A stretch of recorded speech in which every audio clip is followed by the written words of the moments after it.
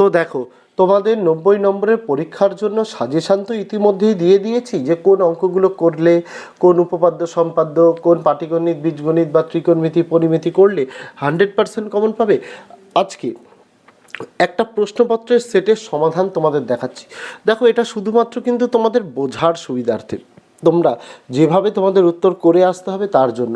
এই অঙ্ক থেকেই যে সমস্ত কিছু কমন আসবে এটা কিন্তু ভাবলে চলবে না। আমি শুধু তোমাদের সুবিধার্থে প্রশ্নপত্রে অনুযায়ী উত্তর কীভাবে করতে হয় বা এই প্রশ্নপত্রের সমাধান কী সেটাই কিন্তু তোমাদের দেখিয়ে দিচ্ছি। প্রথম অঙ্ক রয়েছে X% বার্ষিক সরল সুদের হারে কোনো মূলধনের X বছরের সুদ X টাকা হলে মূলধনের পরিমাণ কত হবে। এটা এমসিকিউ এর জন্য ডাইরেক্ট উত্তর লিখে দিলে চলে, করতে হয় না, কিন্তু করে তো তোমাদের উত্তরটা বের করতে হবে। তো ধরে নিলাম মূলধন P টাকা, সুদের হার X% বলে দিয়েছে, আর সুদের পরিমাণও X টাকা বলে দিয়েছে, সময়ও X বছর বলে দিয়েছে। তাহলে আমরা কি ফর্মুলা জানি সরল সুদের? I = PRT/100। তাহলে P ইন্টু আর এর মান X, T এর মান X বাই 100 সমান সমান X। এখান থেকে P এর মান বেরিয়ে গেল 100/X টাকা। তো রাইট অ্যান্সার হয়ে যাবে অপশান নাম্বার সি, 100/X টাকা।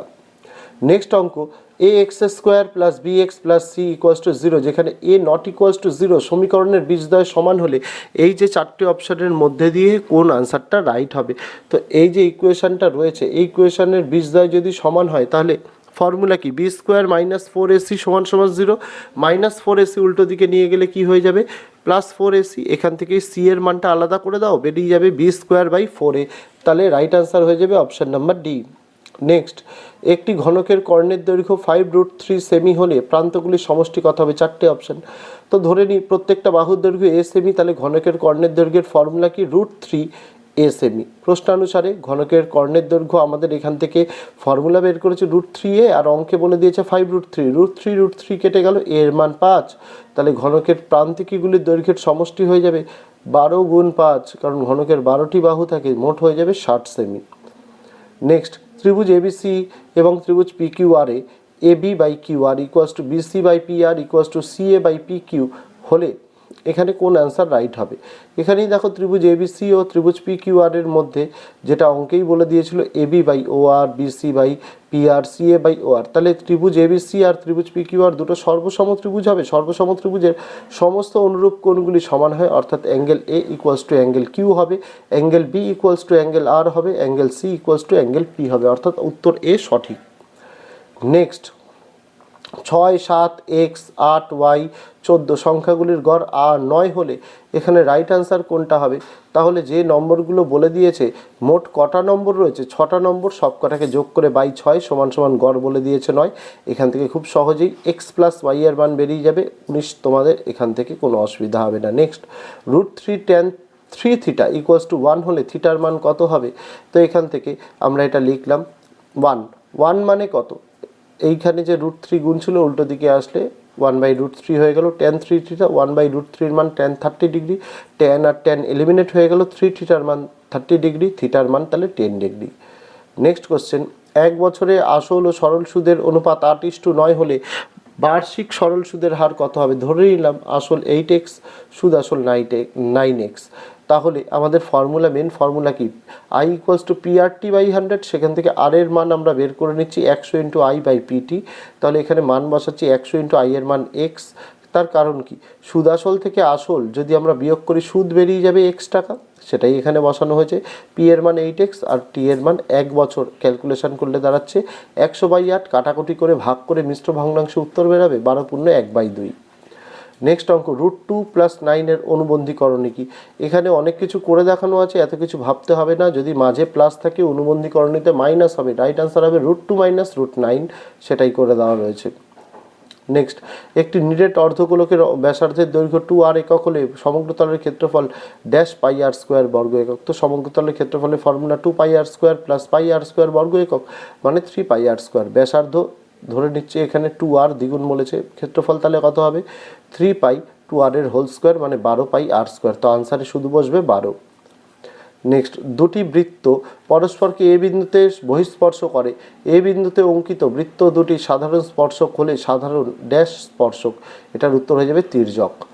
নেক্সট কোশ্চেন, যৌগিক গড় মধ্যমা সংখ্যাগুরু মান হলো ড্যাশ প্রবণতার মাপক। উত্তর হয়ে যাবে কেন্দ্রীয় প্রবণতার মাপক।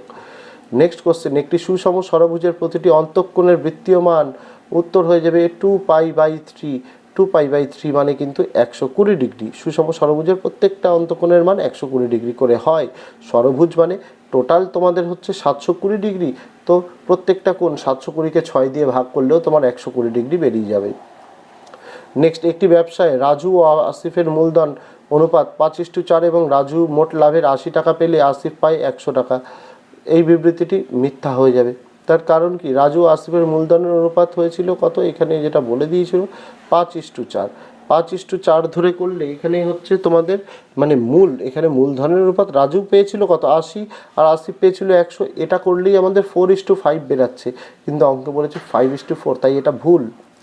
নেক্সট, y সমানুপাতি 1/x হলে y/x সমান সমান অশূন্য ধ্রুবক হবে। এখান থেকেই যেটা প্রথমে বলে দিয়েছে y সমানুপাতি 1/x, তো এখানে সমানুপাতি চিহ্ন উঠিয়ে সমান সমান k আসলো, যেখানে k অসম্পূর্ণ ভেদ ধ্রুবক।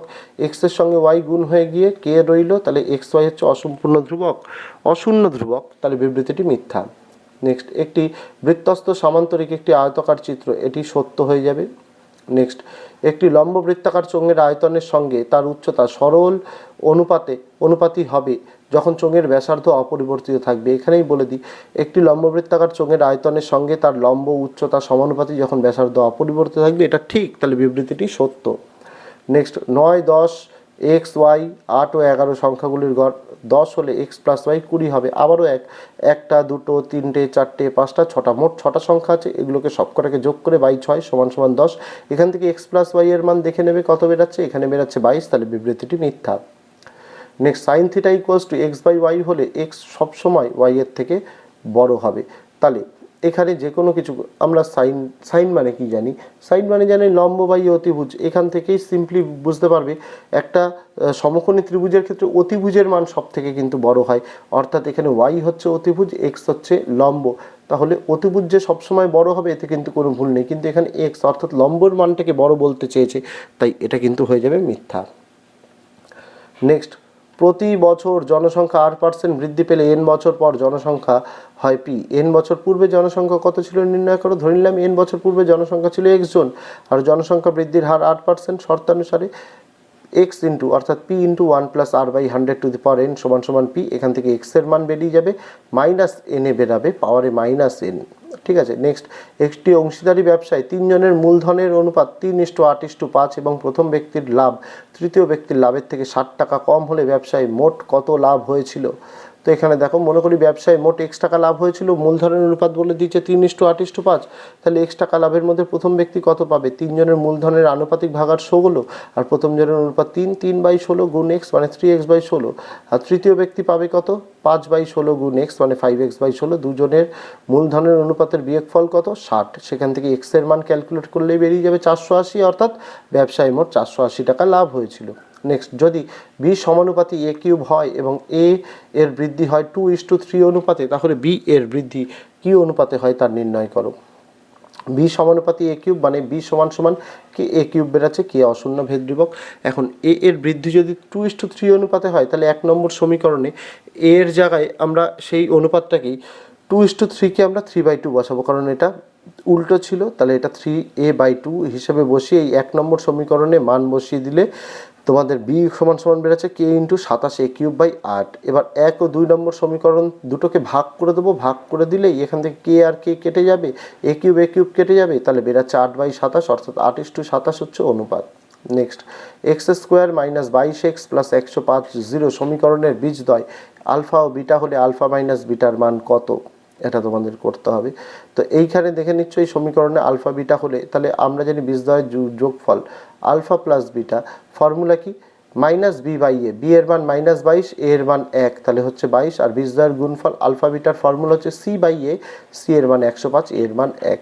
এখান থেকে আলফা মাইনাস বিটা স্কোয়ারের ফর্মুলায় ফেলবো, ফর্মুলাটা হচ্ছে alpha plus beta square -4 alpha beta. এখানে আলফা প্লাস বিটা আর আলফা বিটার মান বসিয়ে দিয়ে ক্যালকুলেশন করলেই আলফা মাইনাস বিটার মান কিন্তু আমরা পেয়ে যাব, যেটা হচ্ছে +-8। নেক্সট, একটি লম্ব বৃত্তাকার শঙ্কুর পার্শ্বতলের ক্ষেত্রফল ভূমিতলের ক্ষেত্রফলের √5 গুণ। শঙ্কুটির উচ্চতা ও ব্যাসার্ধের দৈর্ঘ্যের অনুপাত কত? তাহলে এখান থেকে আমরা ফর্মুলা কি জানি, এখানে যেটা হচ্ছে বলে দিয়েছে যে পার্শ্বতলের ক্ষেত্রফল ভূমিতলের ক্ষেত্রফলের √5 গুণ, তাহলে পার্শ্বতলের ক্ষেত্রফল হচ্ছে πr/l আর ভূমিতলের ক্ষেত্রফল হচ্ছে যেটা বৃত্ত সেটা হচ্ছে πr², তার √5 গুণ মানে √5। এখান থেকে l এর মান আমরা বের করে নিলাম √5r। আবার l মানে আমরা তির্যক উচ্চতা মানে কি জানি, উচ্চতা স্কোয়ার যোগ ব্যাসার্ধের স্কোয়ার সমান সমান √5r। উভয় পক্ষকে বর্গ করে নিলে রুট উঠে যাবে, h² প্লাস r² এর মান 5r²। এখান থেকে r²/h² আমরা বের করে নেব, যেটার অনুপাত হয়ে যাবে 2:1। নেক্সট, একটি নিরেট অর্ধগোলকের আয়তন 144 পাই ঘন সেমি হলে এর ব্যাসের দৈর্ঘ্য কত? ধরি আর ব্যাসার্ধ বিশিষ্ট অর্ধগোলকের আয়তন হচ্ছে 2/3 πr3। এটা সমানই অঙ্কে বলে দিয়েছে 144 পাই, সেখান থেকে আর এর মান আমরা বের করে নেব 6। তাহলে ব্যাসার্ধ যদি 6 হয় মানে আর মানে ব্যাসার্ধ, তাহলে ব্যাস কত হবে? ব্যাসার্ধের দ্বিগুণ 2 × 6 মানে 12 সেমি। নেক্সট, দুটি বৃত্তের ব্যাসার্ধের দৈর্ঘ্য 8 সেমি ও 3 সেমি এবং তাদের কেন্দ্রদ্বয়ের দূরত্ব 13 সেমি। বৃত্ত দুটির একটি সরল সাধারণ স্পর্শকের দৈর্ঘ্য নির্ণয় করো। এখানে অঙ্কটা করে দেওয়া আছে, তোমাদের আর বলে দিচ্ছি না, তোমরা দেখে নাও। মনে হতেই পারে যে স্যার এটার তো ফ্রি পিডিএফ আমাদের দিয়ে দিতেই পারেন, ফ্রি পিডিএফ দিলে আমরা প্র্যাকটিস করতে পারবো। দেখো, ফ্রি পিডিএফ আমি এটা দিতে চাই না, কারণ এখান থেকেই যে কমন পাবে এরকম কিন্তু নয়। যেহেতু এখান থেকে কমন পাবে না, মানে কমন পাবে না বলতে কি এরকম টাইপের অঙ্ক আসবে, তো এইটা দিয়ে লাভ নেই। তোমাদের যে যে জিনিসগুলো ফ্রি পিডিএফ সহ দেওয়ার প্রয়োজন ছিল, 1 নম্বর 2 নম্বরের সমাধান, বাকি অন্যান্য সাজেশান এনেছি, উত্তর সহ ভিডিও এনেছি, সেগুলো ফ্রি পিডিএফ সহ, সেগুলো প্র্যাকটিস করলে 100% কমন পাবে পরীক্ষার আগে। যেহেতু তোমাদের একটা বোঝার দরকার প্রশ্নপত্র কীরকম ধরনের আসে, কীরকমভাবে সমাধান করতে হবে সেটা দেখানোর জন্যই কিন্তু ভিডিওটি। ত্রিভুজ ABC এর নেক্সট অঙ্ক, BC সমান্তরাল DE, AD BD 2:5 এবং AC 21 সেমি হয়, তবে AE এর মান নির্ণয় করো। আঁকাটা এরকম হবে, এখান থেকেই তোমাদের কিন্তু AD/DB 2:5 বা 2/5 বলেছে, তাহলে আর AB বলেছে 7। তাহলে থ্যালাসের উপপাদ্য কি বলে? AD/AB সমান সমান AE/AC। AD/AB এর মান 2/7 আর AE এর মান আমরা জানি না বেরাবে, AC এর মান 21। এখান থেকে AE বেরিয়ে গেল 6 সেমি। নেক্সট, যদি cosec square theta equals to 2 caught theta এবং থিটার মান যদি 0 ডিগ্রি থেকে 90 ডিগ্রির মধ্যে হয়, তাহলে থিটার মান কত? ফর্মুলা এখানে যেটা অঙ্কে প্রথমে বলে দিয়েছে, cosec square theta equals to 2 caught theta. Cosec square theta মানে আমরা কি জানি, 1 প্লাস কট স্কোয়ার থিটা সমান সমান 2 কট থিটা। এই 2 কট থিটাটাকে উল্টো দিকে আনলাম, -2 কট থিটা হলো, সেটাকে সাজিয়ে লিখলে সেটা ফর্মুলায় পড়ে যাবে a - b হোল স্কোয়ারের, অর্থাৎ 1 - কট থিটা হোল স্কোয়ারের ফর্মুলা। তো এখান থেকে কট থিটার মান আমাদের 1 বেরালো। আবার কট কতর মান 1, কট 45 এর মান 1, তাহলে থিটার মান এখান থেকে বেরিয়ে যাচ্ছে 45 ডিগ্রি। নেক্সট, যদি UI ইকুয়ালস টু xi - 25/10 আর সামেশন FI UI 20 এবং সামেশন FI 100 হয়, তাহলে বার x এর মান নির্ণয় করো। এ এখানে হচ্ছে 25, আমরা ফর্মুলা দিয়ে বুঝতে পারছি, এইচ এর মান 10। তাহলে এক্স বারের ফর্মুলা কি? a plus H summation FI UI by summation FI। এখানে মান বসিয়ে ক্যালকুলেশন করলে এক্স বারের মান পেয়ে যাব 27। তারপরে তোমাদের পাটিগণিতের যে অঙ্ক আসে, পাটিগণিতের অঙ্ক এখানে দিয়েছে, কোনো ব্যাংক বার্ষিক 5% হারে সরল সুদ দেয়। ওই ব্যাংকে দীপুবাবু বছরের প্রথমে 15,000 টাকা জমা দেওয়ার 3 মাস পরে 3,000 টাকা তুলে নিলেন এবং টাকা তুলে নেওয়ার 3 মাস পরে আবার 8,000 টাকা জমা দিলেন। ওই বছরের শেষে দীপুবাবু সুদে আসলে এই ব্যাংকে কত টাকা পাবেন? এখানে অঙ্কটা করে দেওয়া আছে, তোমরা ছোট্ট ছোট্ট করে অঙ্কটা দেখে নাও। আমি বলে দিচ্ছি না, ভিডিওটা অন্যথায় অনেকটা লেন্দি হয়ে যাবে, যেহেতু পরীক্ষার আগের দিন।